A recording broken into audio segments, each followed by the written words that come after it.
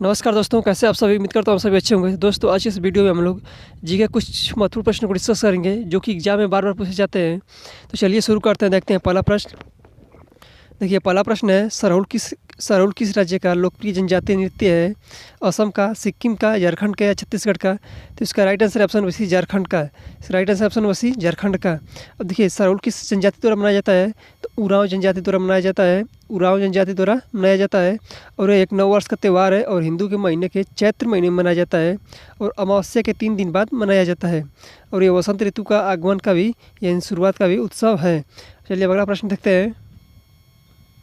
देखिए, अगला प्रश्न है, प्रसिद्ध ज्वालामुखी पर्वत क्राकाटोआ निम्नलिखित में से किस देश में स्थित है? क्राकाटोआ जो ज्वालामुखी है वो किस देश में स्थित है? देखिए, इटली में, इंडोनेशिया में, संयुक्त राज्य अमेरिका में या जापान में? तो इसका right answer option number C, Indonesia. Krakatoa जो ज्वालामुखी है इंडोनेशिया में स्थित है। अब देख ले, आपसे फ्यूजियामा पूछ ले। फ्यूजियामा कहाँ पर स्थित है? फ्यूजियामा जापान में स्थित है। माउंट एटना इटली में स्थित है और सेंट हेलेंस जो ज्वालामुखी है वो यूएसए में स्थित है। अगर आपसे पूछ ले भूमध्य सागर प्रकाश स्तंभ किस ज्वालामुखी कहा जाता है?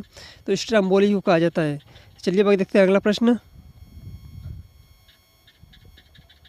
तो अगला प्रश्न है, भारत के कुल भौगोलिक क्षेत्रफल में उत्तर प्रदेश का भौगोलिक कितना परसेंट है?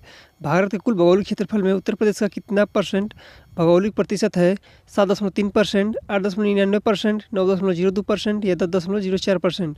तो इसका राइट आंसर हो जाएगा ऑप्शन नंबर ए, 7.33%। अब देखिए ये जो उत्तर प्रदेश है, उत्तर प्रदेश का कुल क्षेत्रफल कितना है? 2,40,928 वर्ग किलोमीटर का कुल क्षेत्रफल है, जिसकी सीमा भारत के 8 राज्यों और 1 केंद्र शासित प्रदेशों यानी कुल 9 से स्पर्श करती है। और इसका क्षेत्रफल भारत के कुल क्षेत्रफल का 7.33% है और क्षेत्रफल की दृष्टि से ये भारत का चौथा बड़ा राज्य है। चलिए देखते हैं अगला प्रश्न। देखिए, अगला प्रश्न है, भारतीय संविधान के निम्नलिखित में से अनुच्छेदों में से कौन सा राष्ट्रपति के क्षमादान के अधिकार को संबंधित है? अनुच्छेद 78, अनुच्छेद 72, अनुच्छेद 80 या अनुच्छेद 81? देखिए, अनुच्छेद 72 में राष्ट्रपति की क्षमादान शक्ति आती है, यानी कि ऑप्शन नंबर 20 आपका राइट आंसर हो जाएगा। अगला प्रश्न है, ओजोन परत किन विकिरणों को रोकती है? दृश्य प्रकाश, अवरक्त किरण या गामा किरण या पराबैंगनी किरण? तो इसका right answer option number D, पराबैंगनी किरण। देखिए, 16 सितंबर को प्रत्येक वर्ष ओजोन दिवस मनाया जाता है और ओजोन परत की मोटाई किससे मापते हैं? डाप्सन से मापते हैं। ये भी बहुत ही इम्पोर्टेंट प्रश्न है, इसको भी याद रखिएगा।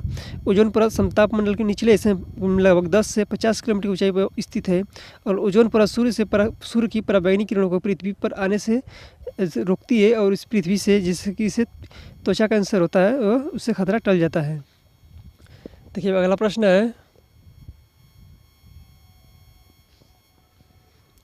उत्तर प्रदेश का निम्नलिखित में से कौन सा मुख्य शास्त्रीय नृत्य है प्रकार है? निम्नलिखित में से उत्तर प्रदेश का कौन सा शास्त्रीय नृत्य है? कुचिपुड़ी, कथक, भारतनाट्यम और कथकली? तो इसका right answer option B, Kathak. Kathak जो उत्तर प्रदेश का शास्त्रीय नृत्य है। अब अगला प्रश्न है, देखिए अगला प्रश्न है, निम्नलिखित में से कौन सा कवि संगीतज्ञ था जो कविराज अथवा कवियों के शासक के उपनाम से प्रसन्नता का अनुभव करता था? यानी कि आपसे पूछना क्या चाह रहा है, निम्नलिखित में से कौन सा कवि था, कौन सा सम्राट था जिसका नाम कविराज था? चंद्रगुप्त, समुद्रगुप्त, स्कंदगुप्त या उपरोक्त कोई नहीं? तो इसका right answer option B, Samudragupta. Samudragupta को किस नाम से जाना जाता था? कविराज या इसके भारत का नेपोलियन के नाम से भी जाना जाता था।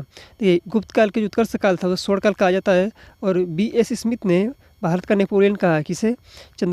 समुद्रगुप्त को B.S. स्मिथ ने भारत का नेपोलियन कहा है। इसने महाराजा धीराज की उपाधि धारण की थी। महाराजा धीराज की उपाधि किसने धारण करी थी? तो समुद्रगुप्त ने करी थी। चलिए अगला प्रश्न देखते हैं। सत्यमंगलम टाइगर रिजर्व कहाँ पर स्थित है? तो सत्यमंगलम जो टाइगर रिजर्व है तमिलनाडु में स्थित है, यानी कि ऑप्शन नंबर डी इसका आपका राइट आंसर हो जाएगा। चलिए अगला प्रश्न है, भारत के प्रथम परमाणु रिएक्टर का नाम क्या है? अप्सरा, कामिनी, रोहिणी या उर्वशी? तो आपका राइट आंसर हो जाएगा ऑप्शन नंबर ए, अप्सरा। भारत का प्रथम परमाणु रिएक्टर अप्सरा है। अब देखिए, भारत का प्रथम परमाणु रिएक्टर अप्सरा है। इसकी शुरुआत कब हुई थी? 4 अगस्त 1956 इसको किया गया था और इसे भाभा परमाणु अनुसंधान केंद्र द्वारा ब्रिटेन के सहयोग से बनाया गया था और ये कहाँ पर स्थित है? महाराष्ट्र में स्थित है। चलिए आगे देखते हैं। 12वीं पंचवर्षीय योजना की अवधि थी, कब से कब तक थी?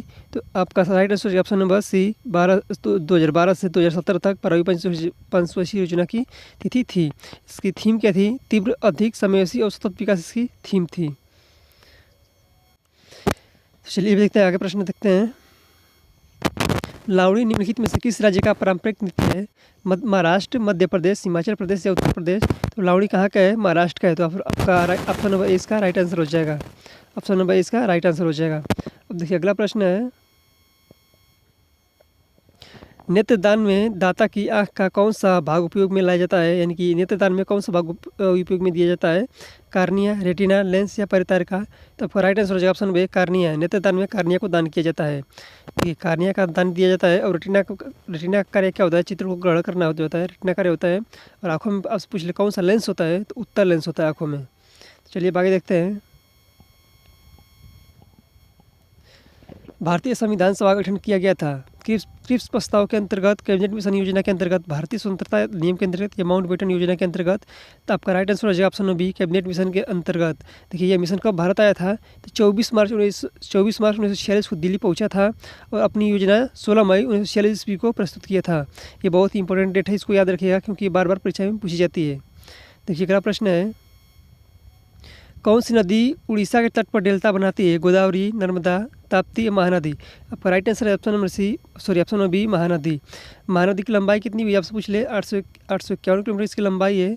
और छत्तीसगढ़ के रायपुर जिले में सिहाव पहाड़ी से उसका उद्गम स्थल है। यह भी पूछा जाता है बार बार, इसको भी याद रखिएगा, सिहाव पहाड़ी से इसका उद्गम स्थल है। ठीक है, चलिए अब अगला प्रश्न देखते हैं। निम्नलिखित में से भारत के शेयर बाजार के कार्य को नियंत्रित करता है? फेमा, सेबी या MRTP या उपरोक्त में से कोई नहीं? तो इसका right answer option number B, SEBI. देखिए अब इसकी स्थापना कब हुई थी? इसकी स्थापना बहुत पूछी जाती है। 12 अप्रैल 1988 को हुई थी इसकी स्थापना। और इसके संवैधानिक दर्जा यानी कि वैधानिक दर्जा कब दिया गया था? तो 30 जनवरी 1992 को दिया गया था। इसका मुख्यालय कहाँ पर स्थित है? मुंबई में स्थित है। ये तीनों जो प्रश्न है ये बहुत इंपॉर्टेंट है, इसको याद रखिएगा। चलिए अगला प्रश्न देखते हैं। देखिए अगला प्रश्न है, ऑपरेशन फ्लड क्या है? तो ऑपरेशन फ्लड जो है दुग्ध उत्पादन संबंधित है, यानी कि ऑप्शन नंबर सी इसका राइट आंसर हो जाएगा। इसकी शुरुआत कब हुई थी? 1970 में इसकी शुरुआत हुई थी, जिसके कारण भारत विश्व में इसका प्रथम स्थान है दुग्ध उत्पादन में। ठीक है, तो अगला प्रश्न चलिए देख लेते हैं। ATM का पूर्ण रूप क्या होता है? तो ऑटोमेटेड टेलर मशीन इसका पूर्ण रूप होता है, यानी कि ऑप्शन नंबर ए में इसका राइट आंसर दे रखा है। तो ऑप्शन नंबर इसका राइट आंसर हो जाएगा। अब देखिए आपसे पूछेगा साधारण नमक में रासायनिक यौगिक होता है, तो क्या होता है? सोडियम क्लोराइड होता है, यानी कि ऑप्शन नंबर डी इसका राइट आंसर हो जाएगा। NaNaCl होता है, सोडियम क्लोराइड, साधारण नमक। चलिए अगला प्रश्न देखते हैं। वर्तमान समय में भारतीय संविधान के अंतर्गत संपत्ति का अधिकार है, कैसा अधिकार है? मौलिक अधिकार है, नैतिक अधिकार, वैधानिक अधिकार या उपयुक्त में से कोई नहीं? तो इसका राइट आंसर ऑप्शन बी, वैधानिक अधिकार है। देखिए 44वें संविधान अधिनियम 1978 द्वारा संपत्ति के अधिकार को संपत्ति अधिकार को जो मूल अधिकार की श्रेणी से हटाकर क्या कर दिया गया? ये वैधानिक जो अधिकार बना दिया गया था।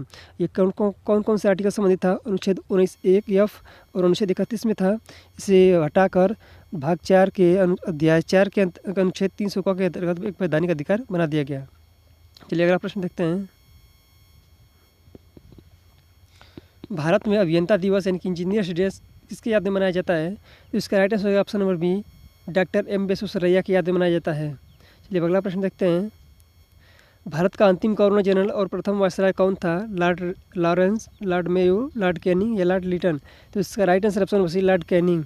1858 का अधिनियम से भारत के गवर्नर जनरल को वायसराय की उपाधि दी गई और क्राउन का सीधे प्रतिनिधि था। लॉर्ड कैनिंग भारत का अंतिम गवर्नर जनरल तथा प्रथम वायसराय बना। तो आपको ये वीडियो कैसी लगी अपना कमेंट सेक्शन में जरूर बताएं, और वीडियो अच्छी लगी तो वीडियो को लाइक और चैनल सब्सक्राइब जरूर करें। धन्यवाद।